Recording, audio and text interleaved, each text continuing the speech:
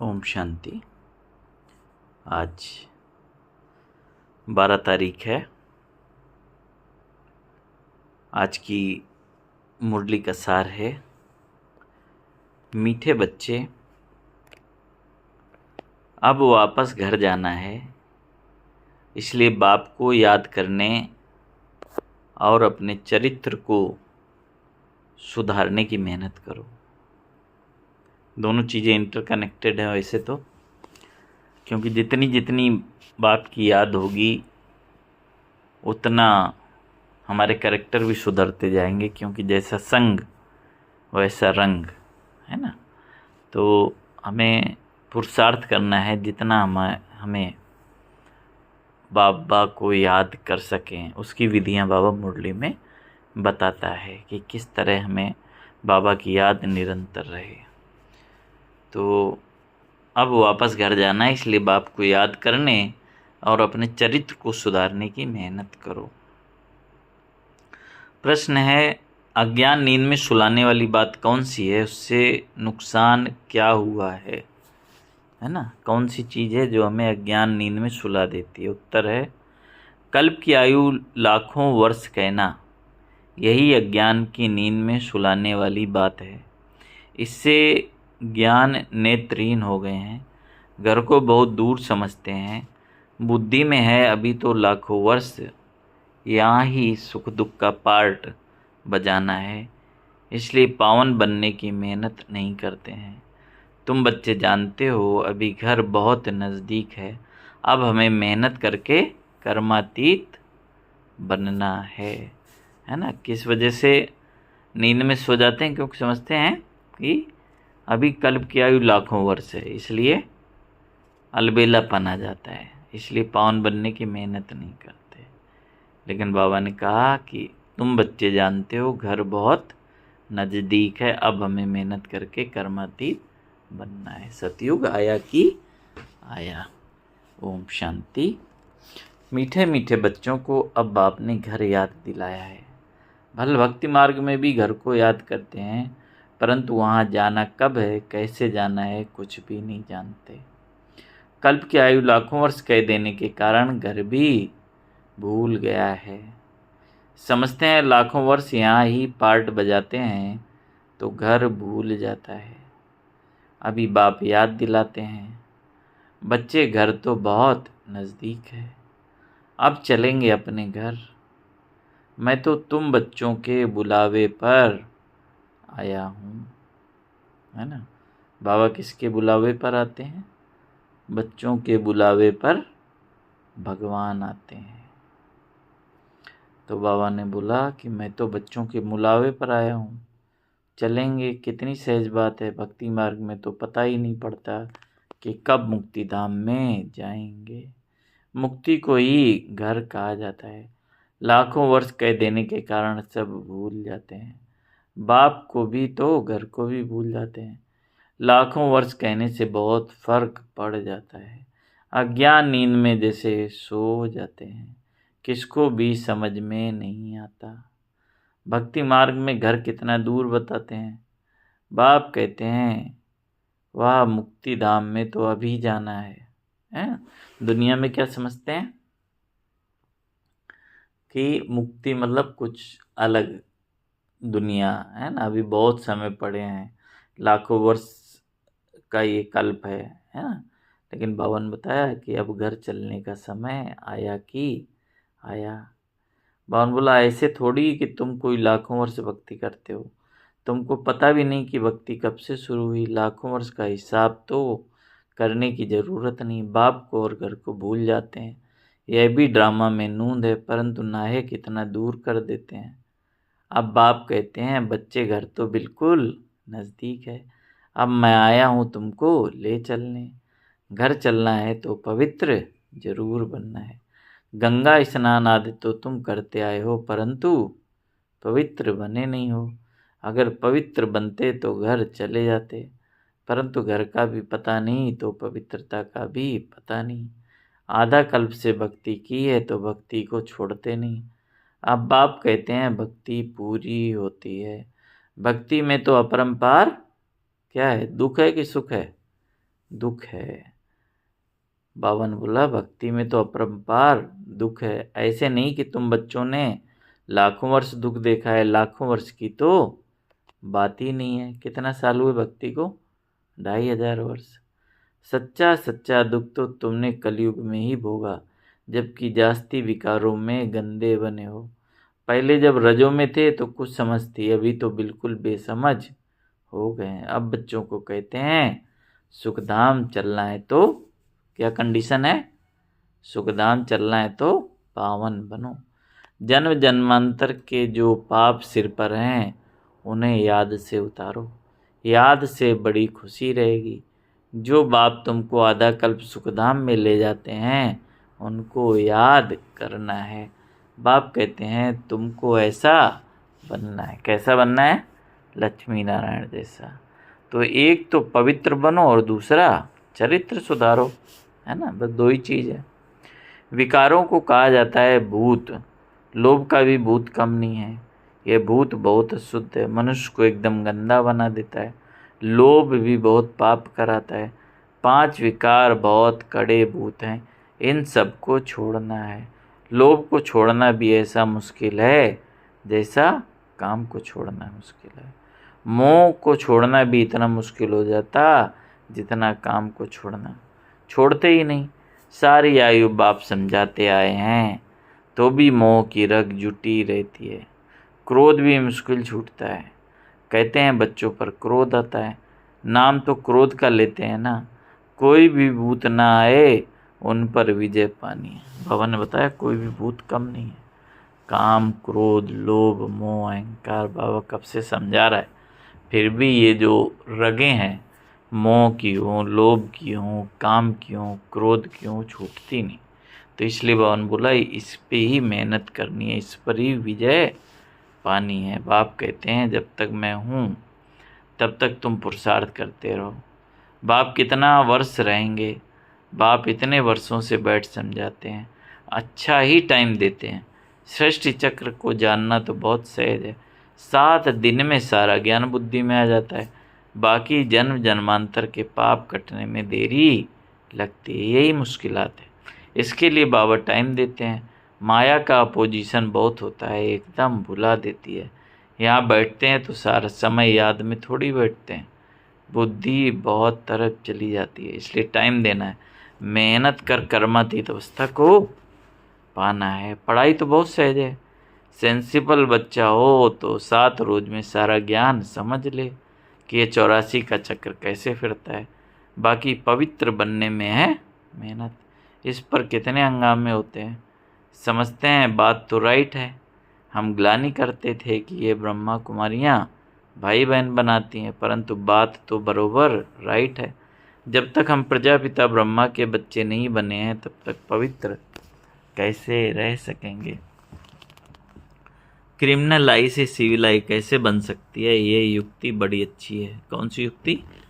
हम ब्रह्मा कुमार कुमारियाँ हैं तो भाई बहन हो गए। इसमें बड़ी मदद मिलती है सिविल आई बनाने में। ब्रह्मा का कर्तव्य भी है ना, ब्रह्मा द्वारा देवी देवता धर्म की स्थापना अथवा मनुष्य को देवता बनाना। बाप आते ही हैं कब, कौन से युग में? पुरुषोत्तम संगम युग पर।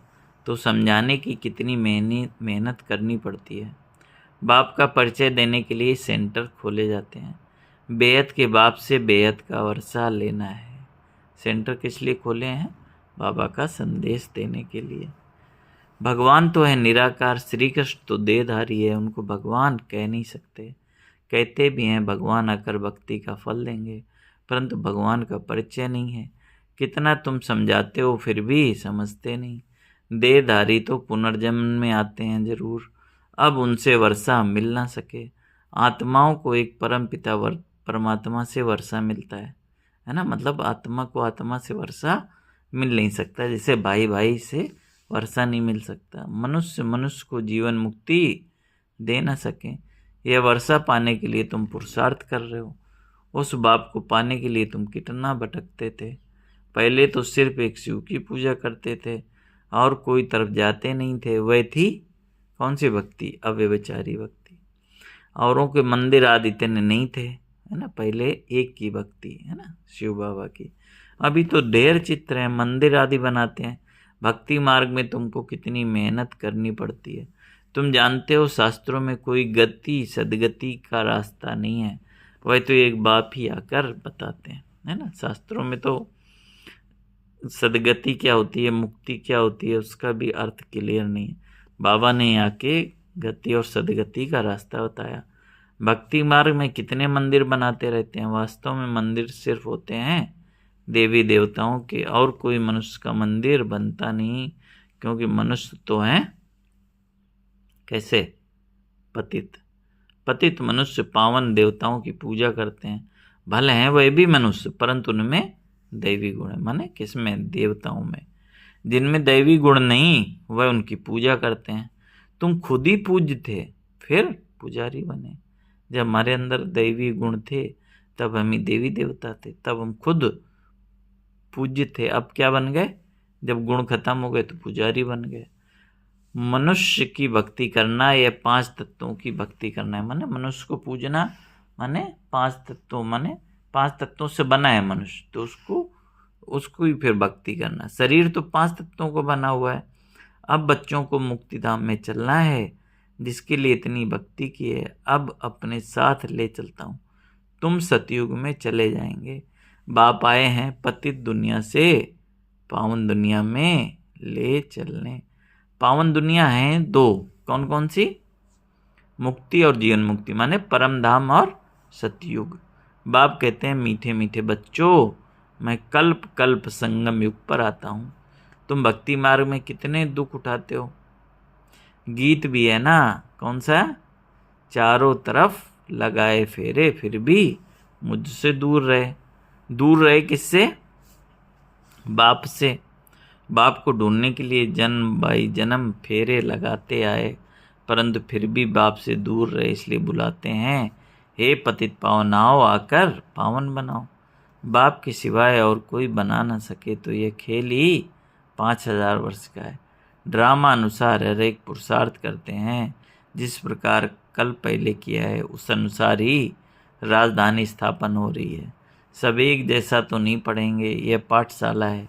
राजयोग की पढ़ाई है, जो देवी देवता धर्म के होंगे वह निकल आएंगे, है ना। राजधानी बन रही तो कोई ऊंच पद पाएगा, कोई कम पद पाएगा, है ना। किसके ऊपर है, पढ़ाई के ऊपर। तो बावन बोला ये राजधानी स्थापन हो रही है। मूल वतन में जो भी संख्या है वह एक्यूरेट होगी, कम जास्ती नहीं है। नाटक में एक्टर्स का अंदाज बिल्कुल पूरा है, परंतु समझ नहीं सकते। जितने भी हैं उतने एक्यूरेट हैं, फिर भी वह आकर पार्ट बजाएंगे। फिर तुम आते हो नई दुनिया में, बाकी सब वहाँ चले जाएंगे। अभी कोई गिनती करे तो कर सकते हैं, है ना। अभी बाप तुमको बहुत गुआ गुआ पॉइंट्स बताते हैं। सूर्य की और अभी की समझाने में कितना फ़र्क है। माने यज्ञ की स्थापना के समय और अब कितना रिफाइंड हो गया ज्ञान, है ना। क्योंकि पहले देखो बेसिक जो फंडामेंटल पढ़ाई होती है वो अलग होती है ना, क्लास 1 2 और फिर PhD, है ना। तो इस तरह भवन बोला, जैसे जैसे समय गुजरता है बुद्धि हमारी परिपक्व होती है ज्ञान के हिसाब से, तो उस हिसाब से बाबा मुरली भी चलाता है। पढ़ाई में टाइम लगता है, फट से कोई ICS नहीं बन जाएंगे। नंबरवार पढ़ाई होती है। बाप कितना सहज कर समझाते हैं, जो मनुष्य की बुद्धि में बैठ सके। दिन प्रतिदिन नई नई पॉइंट समझाते हैं। अब बाप कहते हैं मुझ पतित पावन बाप को बुलाया है, मैं आया हूँ तो तुम पावन बनो ना। अपने को आत्मा समझ मामेकम याद करो तो तुम सतो प्रधान बन जाएंगे। फिर यहाँ आना पड़ेगा पार्ट बजाने। बाप कहते हैं आत्मा पतित बनी है, इसलिए पतित पावन बाप को याद करते हैं। किसके लिए, पावन बनने के लिए। कितना वंडर है, इतनी छोटी सी आत्मा में कितना पार्ट बजाती है। इसको क्या कहा जाता है, कुदरत कहा जाता है ना। देखने में भी जो आत्मा नहीं आती वो 84 जन्मों का पार्ट इसमें भरा हुआ है। इनको देखा नहीं जाता। कोई कहते हैं हम परमात्मा का साक्षात्कार करें। बाप कहते हैं इतनी छोटी बिंदी का तुम साक्षात्कार क्या करेंगे। मैं जानने लायक हूँ, बाकी देखना तो मुश्किल है। आत्मा को ये सब कर्मेंद्रियाँ मिली हुई हैं पार्ट बजाने के लिए। कितना पार्ट बजाती हैं, वह वंडर है। कभी भी आत्मा घिसती नहीं, यह है अविनाशी ड्रामा, माने हूबहू रिपीट होता है। यह अविनाशी बना बनाया है। कब बना भावना, कब बना ये पूछ नहीं सकते, क्योंकि इसको क्या कहा जाता है, अनादि कहा जाता है। मनुष्यों से पूछो रावण को कब से जलाते आए, शास्त्र कब से पढ़ते आए, तो कह देते हैं अनादि हैं, पता नहीं है, मूंझे हुए हैं। बाप बैठ समझाते हैं हूबहू जैसे बच्चों को पढ़ाते हैं। इस अनुसार बाबा प्यार से टीचर बनकर ये रूहानी ज्ञान देता है। बाबा ने बोला तुम जानते हो हम बिल्कुल बेसमझ थे, फिर बेहद की समझ आ गई। देखो कितना परिवर्तन हो गया, जहाँ पहले कुछ भी नहीं समझते थे अब पूरे आदि मध्य अंत का ज्ञान, तीनों कालों का ज्ञान, तीनों लोकों का ज्ञान, सृष्टि चक्र का ज्ञान, आत्मा परमात्मा का ज्ञान, सारा ज्ञान आ गया। तो भगवान बोला वह होती है हद की पढ़ाई और यह है बेहद की पढ़ाई। आधा कल्प है दिन, आधा कल्प है रात, 21 जन्म तुम रिंचक भी दुख नहीं पा सकते। माने दुख से भी अज्ञानता, इच्छा मात्रम अविद्या, इच्छा क्या होती है उसकी भी अविद्या। तो ऐसी दुनिया के लिए बाबा पढ़ा रहा है। कहते हैं ना कि सल तुम्हारा बाल भी बाका ना हो, मतलब तुम्हारा बाल भी बाका नहीं हो सकता, कोई दुख दे ना सके, क्योंकि नाम ही है सुख धाम। यहाँ तो सुख है नहीं। मूल बात है किसके आधार पर होता है ये सब प्राप्तियाँ, पवित्रता के आधार पर। करेक्टर अच्छे चाहिए। बच्चों को हर बात क्लियर समझाई जाती है। नुकसान और फ़ायदा होता है ना, अभी तो बाप कहते हैं फ़ायदे की बात ही छूटी, अभी तो नुकसान ही नुकसान होने का है। विनाश का समय आ रहा है, उस समय देखना क्या क्या होता है। बरसात नहीं होती तो अनाज की कितनी महंगाई हो जाती है। बल्कि कितना भी कहते हैं कि 3000 वर्ष बाद बहुत अनाज होगा, फिर भी अनाज बाहर से मंगाते रहते हैं।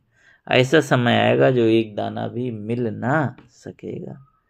इतनी आपदाएं आनी हैं, इनको ईश्वरीय आपदाएं कहते हैं। बरसात नहीं हो पड़ी तो अकाल जरूर पड़ेगा। अभी सब तत्व बिगड़ने वाले हैं। बहुत जगह तो बरसात नुकसान कर देती है, माने कई जगह सूखा भी है, कहीं कहीं ज़्यादा बारिश से बाढ़ भी है। तो भगवान बोला ये सब कुछ होना है, एक दाना भी नहीं मिलेगा। इसलिए बाबा पहले से ही बता देते हैं ना, पेपर आउट कर देते हैं, उसके लिए क्या तैयारी करनी हो भी बता देते हैं, है ना। अपनी अवस्था ऐसी होनी चाहिए, किसी चीज़ पर भी आश्रित ना हो।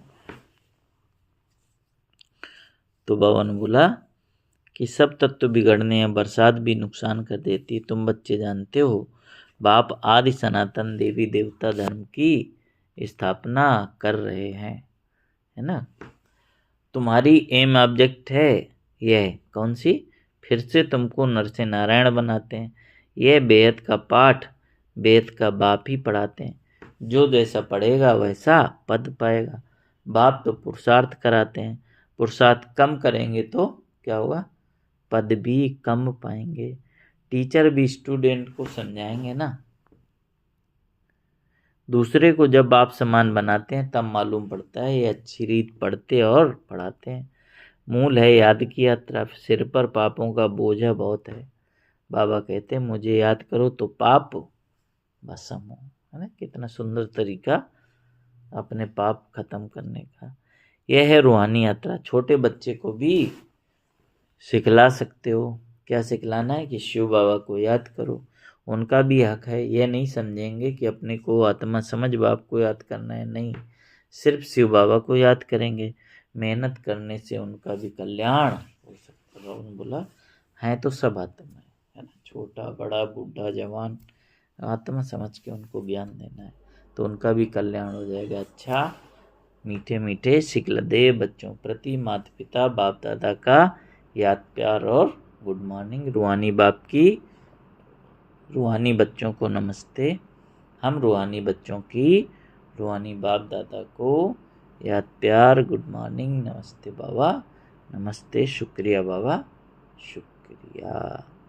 अब बाबा को बड़े ही प्यार से धन्यवाद करने के बाद बाबा ने जो धारणा के लिए मुख्य सार सुनाया कि नर से नारायण पद प्राप्त करने के लिए बेहद के बाप से बेहद का पाठ पढ़कर दूसरों को भी पढ़ाना है। आप समान बनाने की सेवा करनी है। लोभ मोह की जो रगें हैं उनको निकालने की मेहनत करनी है। अपने चरित्र को ऐसा सुधारना है जो कोई भी भूत अंदर प्रवेश न कर सके। वरदान है भगवान और भाग की स्मृति से, भगवान और भाग की स्मृति से औरों का भी भाग्य बनाने वाले खुशनुमा खुश नसीब हो। भगवान और भाग्य की स्मृति से औरों का भी भाग्य बनाने वाले खुशनुमा खुश नसीब हो। अमृत वेले से लेकर रात तक अपने भिन्न भिन्न भाग को स्मृति में लाओ और यही गीत गाते रहो। कौन सा? वह मेरा श्रेष्ठ भाग्य। जो भगवान और भाग की स्मृति में रहते हैं वही औरों को भाग्यवान बना सकते हैं। जो भगवान और भाग की स्मृति में रहते हैं वही औरों को भी भाग्यवान बना सकते हैं। ब्राह्मण माना ही सदा भाग्यवान, सदा खुश नसीब। किसी की हिम्मत नहीं जो ब्राह्मण आत्मा की खुशी कम कर सके। हर एक खुशनुमा खुश नसीब हो। ब्राह्मण जीवन में खुशी का जाना असंभव है। भल शरीर चला जाए लेकिन खुशी जा नहीं सकती। माने इतना अंदर से भरपूर हो आत्मा। स्लोगन है माया के झूले को छोड़ अतीन्द्रिय सुख के झूले में सदा झूलते रहो। दो तरह के झूले, एक है माया का झूला और एक है अतीन्द्रिय सुख का झूला। तो कौन सा है सुखदायी झूला? अतीन्द्रिय सुख का, है ना। तो अतीन्द्रिय सुख के झूले में झूलना है बाबा की याद में। अच्छा, 1 मिनट बाबा को याद करके बाबा का दिल से शुक्रिया करेंगे कि बाबा ने आज जो जो मुरली में बताया है ना, पावन बनने की युक्तियाँ बताई, पावन बनने के फायदे बताए, सारा मदार पवित्रता पर है। श्रेष्ठ पद का आधार पवित्रता पर है ना। तो बाबा की स्मृति से, बाबा की याद से, है ना, अपने को सतो प्रधान बनाना है ना। अपना कैरेक्टर सुधारना है, बाप को याद करना है, अपने घर चलना है। घर सामने आया कि आया, है ना। और जो 5 विकार बताए वो भी क्या है? भूत है ना। उनसे भी बचना है, उनसे विजय प्राप्त करनी है। तो 1 मिनट बाबा की याद में स्थित होकर आत्मा को शक्तिशाली बनाने के लिए शिव बाबा की याद मन में समाकर मैं आत्मा विशेष बाबा की छत्र छाया में सदा सुरक्षित संगम पर बाबा को पहचान कर दिलो जान से बाबा को अपना बनाकर आत्मा को सशक्त बनाने का अभ्यास करें। मैं आत्मा सर्वशक्तिवान हूँ, भरपूर हूँ। बाबा का वरदानी हाथ सिर पर है। इसी भान में स्थित हो जाएं। ओम शांति, ओम शांति।